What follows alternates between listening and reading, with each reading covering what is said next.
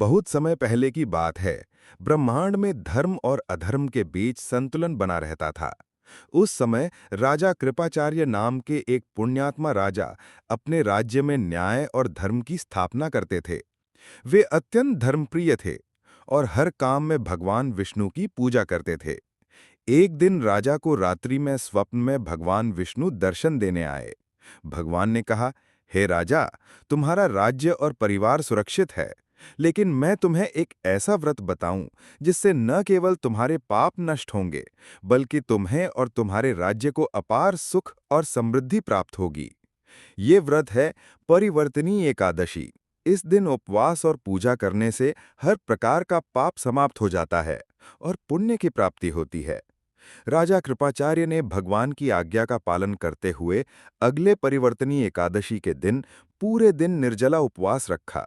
उन्होंने भगवान विष्णु की मूर्ति के सामने दीपक जलाया, अगरबत्ती और फूल चढ़ाए, तुलसी के पत्ते अर्पित किए और श्री विष्णु सहस्र नाम का पाठ किया।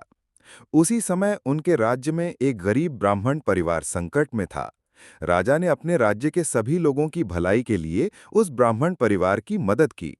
जैसे ही राजा ने व्रत पूरी श्रद्धा और भक्ति के साथ किया, भगवान विष्णु प्रकट हुए और राजा के समक्ष आकर बोले, हे राजा, तुम्हारी भक्ति से तुम्हारे राज्य में सुख, शांति और समृद्धि बनी रहेगी।